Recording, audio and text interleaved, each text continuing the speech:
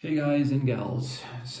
What I'll be doing today is that I'm gonna go through all of the sprinting, that means speed building routine that I've been practicing for some time now. It is a part of Roy Ziv's method for building speed, and I just wanted to document the process in itself for all of you guys out there who want to see how my experience looks like in trying to break some speed barriers. Again, it's important to state some facts. These exercises are not musical exercises. They are meant to help you get a better coordination between your picking hand and your fretting hand. And the whole thing is that this method involves you staying at, let's say, this fringe tempo, if we might look at it like that. So by fringe tempo, I mean a tempo at which you're playing somewhere between 90% and 95% accurate, and you're allowed a bit of slop, whatever that means. Let's say your hands go out of sync, you tense up, you play dirty, or stuff like that. So the whole thing is that you need to find a tempo which should be about 5%, but no more than 10% over your comfort zone. So you need to be outside your comfort zone in order to increase speed. You cannot increase speed if you play at a comfortable tempo. So just find that tempo at which mistakes start to appear. So that being said, my working tempo for each of these 6 exercises are as follows. So for the first one is 230 beats per minute. For the second one, 230. For the third one, again, 230. And let me check it out. 215 for the fourth, 210 for the fifth, and 205 for the sixth. They are as follows. The first one is something like this. So purely ascending. The second one is purely descending. The third one is ascending and descending in the same phrase.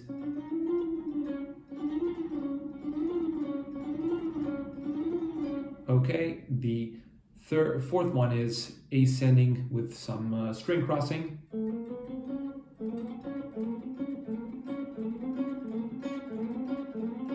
Okay, the fifth one is ascending with string crossing and completing the first exercise on the second string. See, it's similar with this one, but you also get to cross.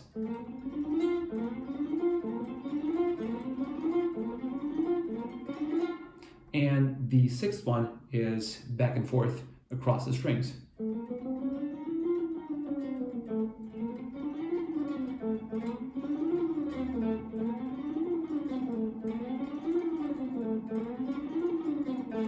Again, don't worry, slop is inevitable and it's supposed to be there. So expect my playing to suck here and there. I'm really super comfortable with that. At first, I was just thinking, hey man, I cannot post stuff showing how I suck, but hey, it's a part of the process, and I honestly don't think that you can evolve without actually allowing yourself to suck, to play with, I don't know, a lot of slop, inconsistencies, and all that kind of shit. So here we go. The way this is treated is that you need to go through each exercise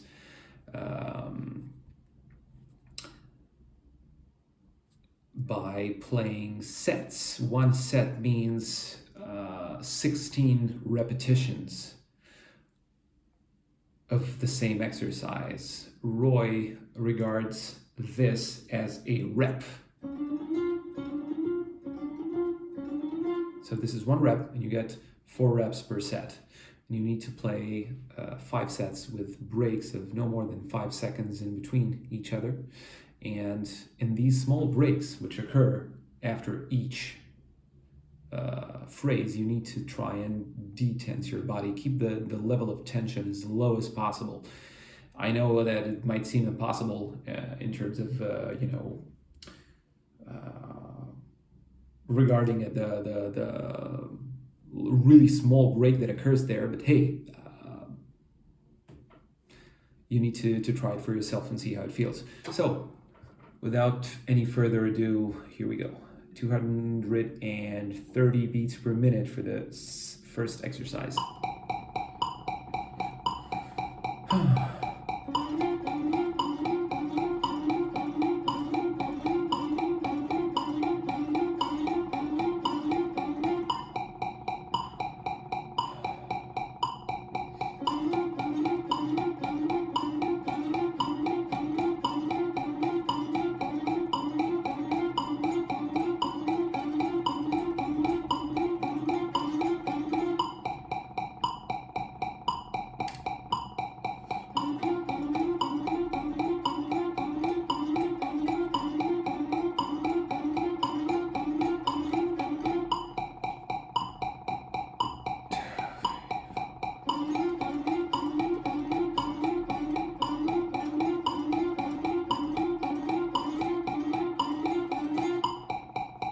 And set 5.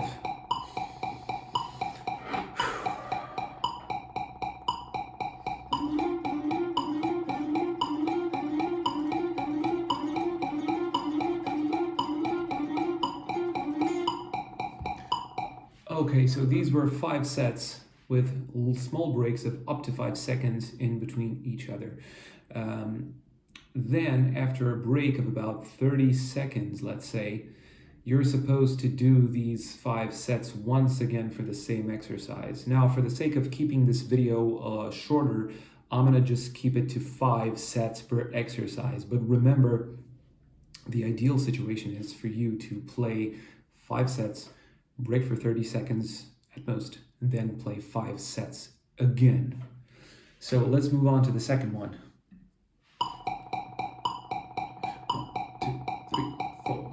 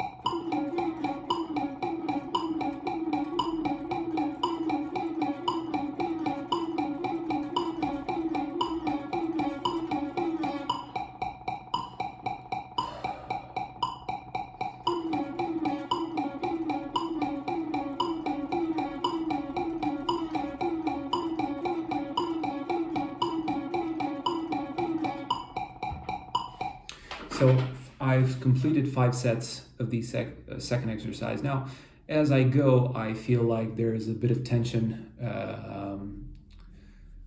occurring in my shoulder, and I'm just trying to relax it as I go, or at least become conscious of it and try to relax, at least when I have a break in between sets. Tension is inevitable. You cannot play without tension. Your goal is to try and diminish tension as much as possible. Again, you cannot get rid of it. Without tension, you cannot actually, move. It's something which occurs with movement. Now, being able to mitigate that situation and keep the tension as low as possible, that's your actual job while playing fast. Let's go for the third exercise at the same speed, 230. 2.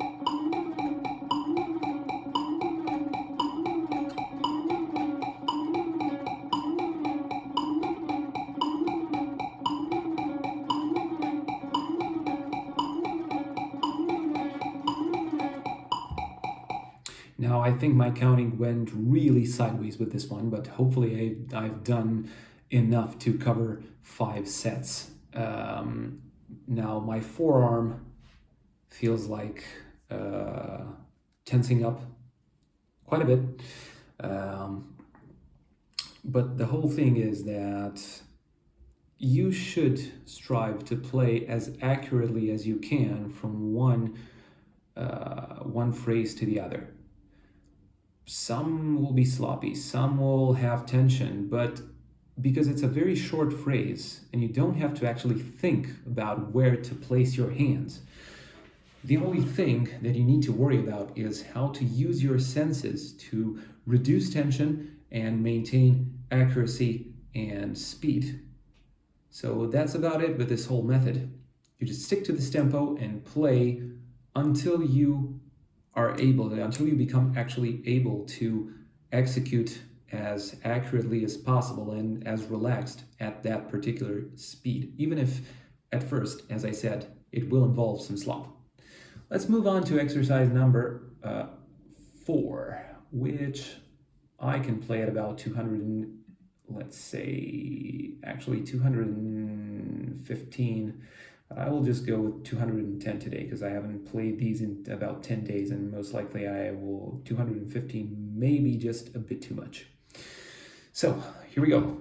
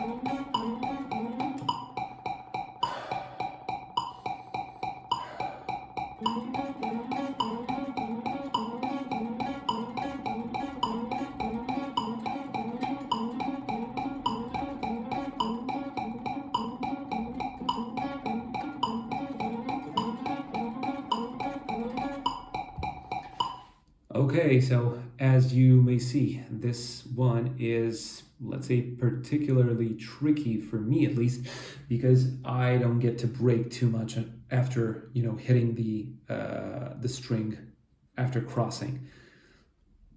So at this tempo of 210, I'm kind of struggling, but I can play some of the reps. So I'll just stick to this tempo and... Oh, here's an email. And try to do my best. Okay, so as I said, try 2 groups of 5 sets for each. I'm only gonna do 1 because I don't wanna keep this video going on forever. So, as I said, number 5, I will stick to 210 as a tempo, and I'm just gonna cross, and stop here on the F note. So starting on the A, the context in which I'm playing these is the C sharp chromatic scale.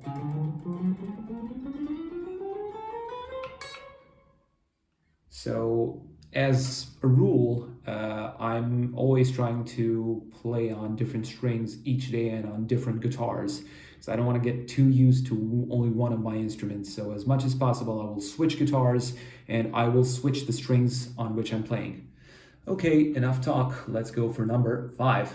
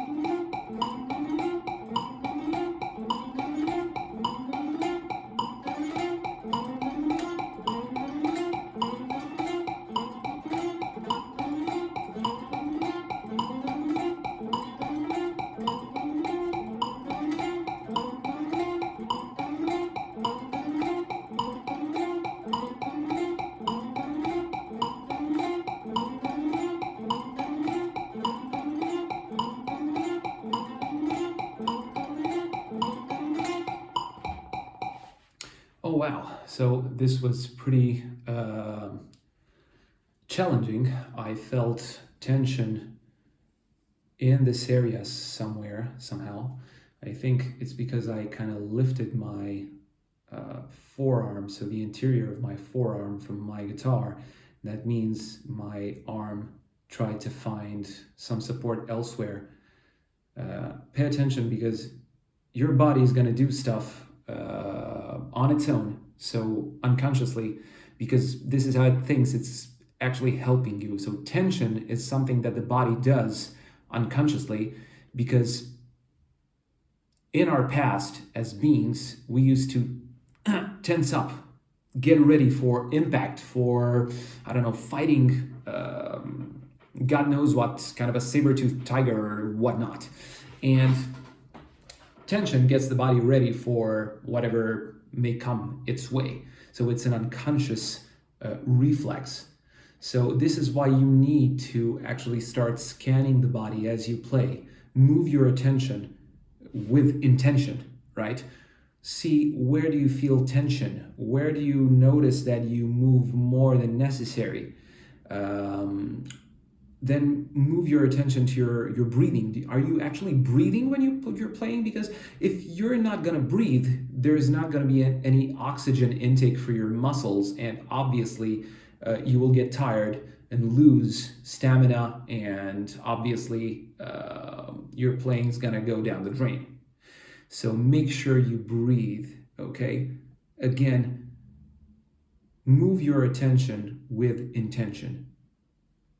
Check out your body, check out your arms, your breathing, right? The movement of your pick, of your left hand. For instance, I'm noticing that my pinky is moving pretty much away from the guitar fretboard. It's something that I do not like. I'm trying to fix it, but since it's something which is kind of ingrained in my playing for a lot of years, it's gonna take some work. If you look at players such as Rick Graham or the Austrian guy Bernd, their left hand does not leave the fretboard. Those guys are amazing at that. So I'm just trying to also build that into my left hand. Okay, let's go for the last bastard, and I'm gonna move the metronome at about 205 beats per minute. It's gonna be a tricky one, this one. It involves going back, so for me at least, this pinky movement is gonna kind of hinder me a bit, because it moves away a bit too much from the fretboard, and I need to get it back when I switch strings back to the D string in this situation. Let's see how it goes.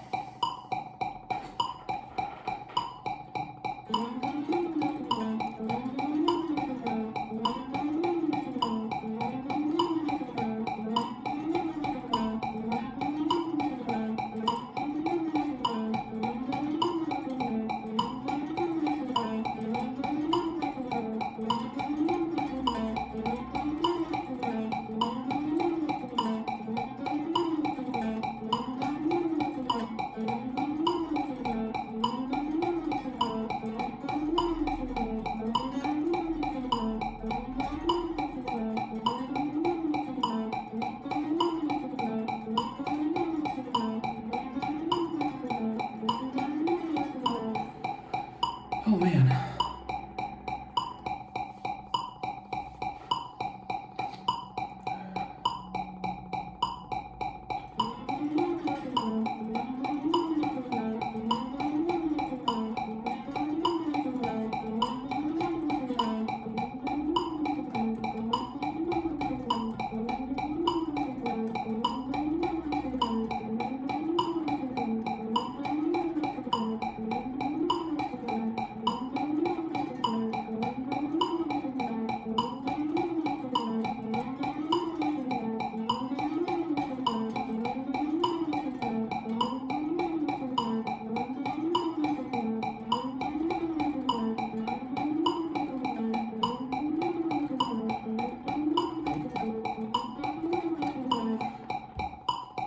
Okay, that was it. I tried to apply some palm muting in the last set because I could then hear more accurately what's actually going on there. So my arm is kind of on fire right now. I feel tension here and here, and also my neighbors who started drilling some I don't know what kind of stuff. Anyway, this is how this practice routine actually looks like. So it's actually only half of it, because as I said, from each exercise you have to do 2 groups of 5 sets. Again, find those threshold tempos for you. The idea is to not be comfortable, not be completely comfortable, but play maybe up to what it feels like between 5% and 10% out of your comfort zone. And that's where you actually work on all of those repetitions to become able to play cleaner and more relaxed, and taking care that your hands are in sync.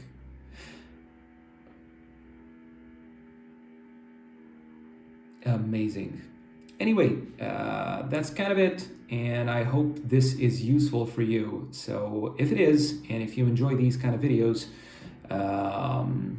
activate that bell for notifications, because I'm going to be posting a lot more content starting from now on.